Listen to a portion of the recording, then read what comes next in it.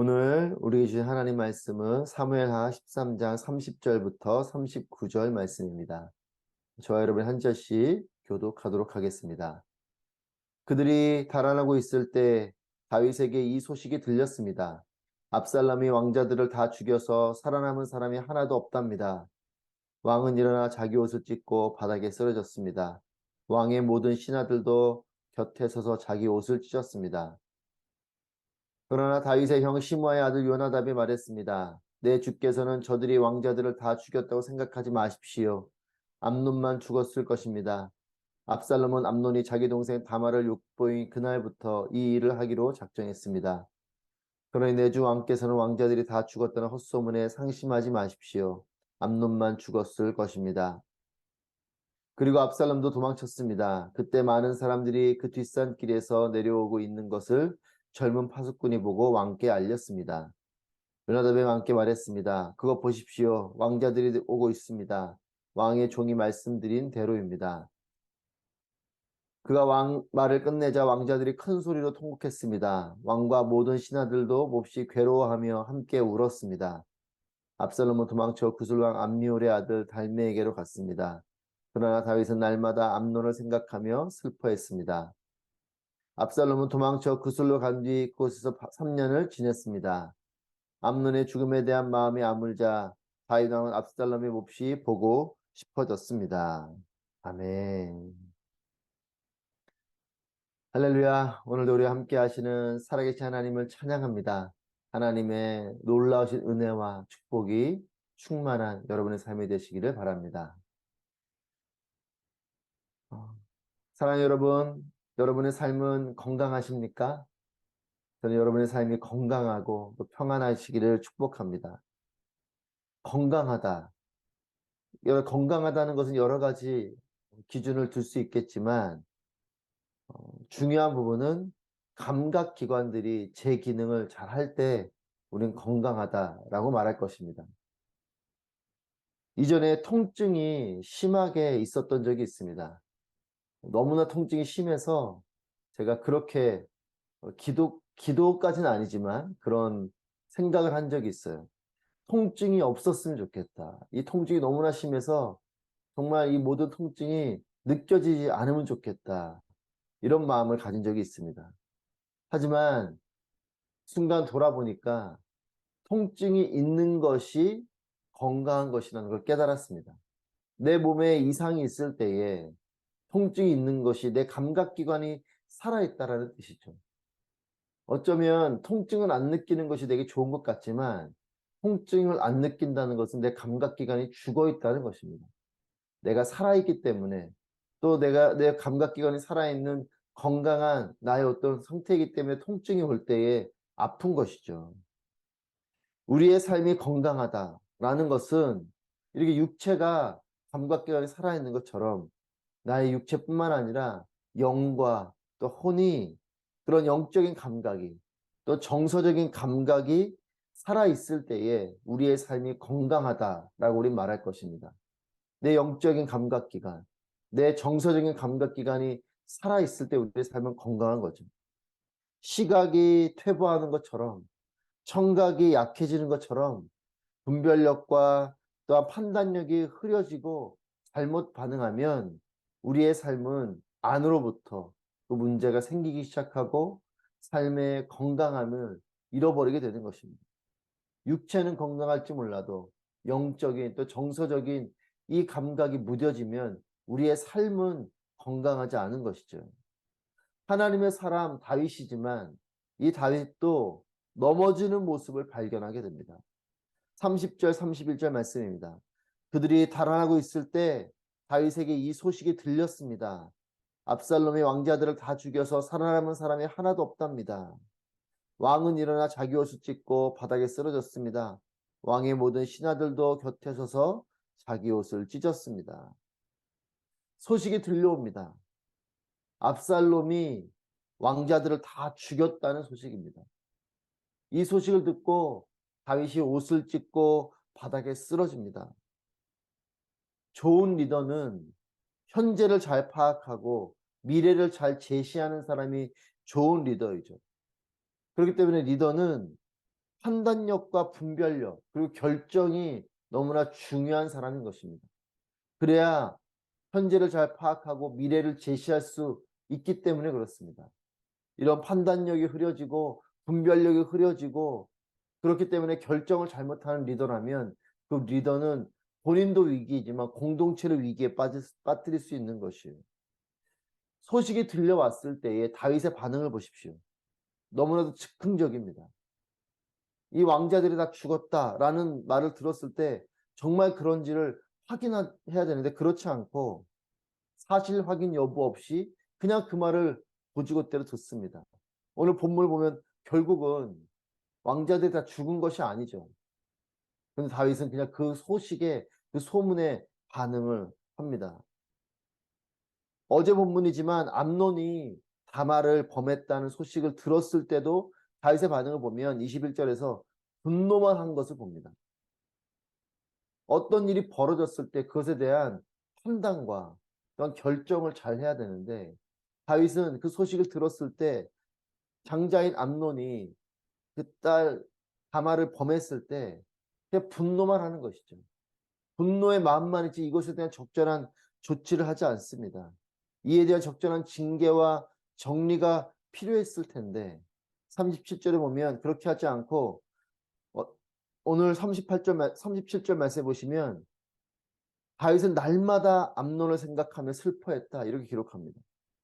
이런 기록을 보면 다윗이 이 장자 이 암논에 대한 편애 때문인지 모르지만 분노의 마음에도 불구하고 별다른 조치를 하지 않은 어제의 본문 말씀을 봅니다. 다말을 범했던 그때에 분별력 있게 행동했다면 어쩌면 다른 결말이 되었을지 모릅니다. 다윗이 분노만 했지 별다른 조치를 하지 않은 그 시간이 흘러서 결국은 이 압살롬이 암논을 죽이는 이런 일이 벌어지게 된 것일지 모릅니다. 그때 차라리 적절한 조치를 했다면 압살롬 마음 가운데 분노가 쌓이지 않았을 수 있습니다. 또 그렇게 암논도 죽음을 당하지 않았을지도 몰라요. 사랑하는 여러분, 내가 지금 분별하는 그 일이 내가 중심을 잃고 흘려보낸 그 일이 나에게는 화가 될 수도 있습니다. 또 복이 될 수도 있는 것이. 내가 분별한 그 일, 그리고 내가 그 분별에 따라서 그것이 나에게 미래적으로 화가 될 수도 있고 복이 될 수도 있는 것입니다. 내가 오늘 어떠한 분별력을 가지고 내가 어떠한 결정을 하는가가 우리의 삶을 미래적인 부분에서 결정하게 되는 것이죠. 분별력이 흐려진 다윗의 모습을 우리가 연이어서 어제 본문에도 또 오늘 본문에서도 확인하게 됩니다. 왕의 자리에 있지만 분별력이 흐려져 있는 이 다윗의 모습. 사랑하는 여러분, 여러분의 삶에 또 저의 삶에도 성령님께서 주시는 온전한 분별력이 있게 되시기를 축복합니다. 여러분 분별을 위해서 기도하십시오. 성령 하나님 나에게 온전한 분별력을 주십시오. 그 분별력에 따라서 올바른 결정, 판단을 하고 결정을 할 수 있도록 나를 인도하여 주십시오. 여러분 이것이 우리의 기도여야 할 것입니다. 32절 말씀입니다. 그러자 다윗의 형 시므아의 아들 요나답이 말했습니다. 내 주께서는 저들이 왕자들을 다 죽였다고 생각하지 마십시오. 암논만 죽었을 것입니다. 압살롬은 암논이 자기 동생 다말을 욕보인 그날부터 이 일을 하기로 작정했습니다. 요나답이 등장합니다. 암논이 다말을 범하도록 문을 열어준 사람이 바로 이 요나답이죠. 성경 요나답이 교활한 자다 이렇게 기록하고 있어요. 권력의 곁에서 영향력을 얻어보려고 하는 교활한 자가 바로 이 요나답입니다. 이 요나답이 또 다윗 앞에도 나타납니다. 그리고 말을 합니다. 이 요나답의 한 말 중에 압살롬은 암논이 자기 동생 다말을 욕보인 그날부터 이 일을 하기로 작정했습니다. 이렇게 말을 합니다. 암논이 다말을 범했을 때 이 요나답은 이미 압살롬이 암논을 죽일 것을 예측했던 것처럼 보입니다. 그렇다면 그것을 막았어야 되는데 그럼에도 이 상황 그냥 주시하고 바라보고 있는 음흉한 자인 것이죠. 사랑하는 여러분, 사람이 독이 될 수도 있고 사람이 선물이 될 수도 있습니다. 그 사람이 나에게 좋은 사람일 수 있고 그 사람이 나에게 해로운 사람이 될 수도 있습니다. 저는 우리가 좋은 사람이 되길 바랍니다. 교활하고 음흉하고 이런 사람이 아니고 진실되고 또한 득이 되고 그 사람에게 복이 되는 존재가 되길 바랍니다. 또한 우리 역시도 좋은 사람이 되어야 하고 또 좋은 사람을 만나게 되길 바랍니다. 여러분은 우리의 주변에 있는 사람들이 좋은 사람이길 축복합니다. 여러분 만남이 축복입니다. 그 사람이 나에게 득이 되는 사람이요 복이 되는 사람이 되어야 돼요. 이 요나단 같은 사람은 이 암논에게도 다윗에게도 이게 좋은 사람이 아니죠. 교활한 사람. 자신의 야망과 이기적인 마음으로 다가오는 사람들. 여러분 이런 사람들에게 속아서 인생이 힘들어지는 경우들이 많지 않습니까? 사기를 당하기도 하고.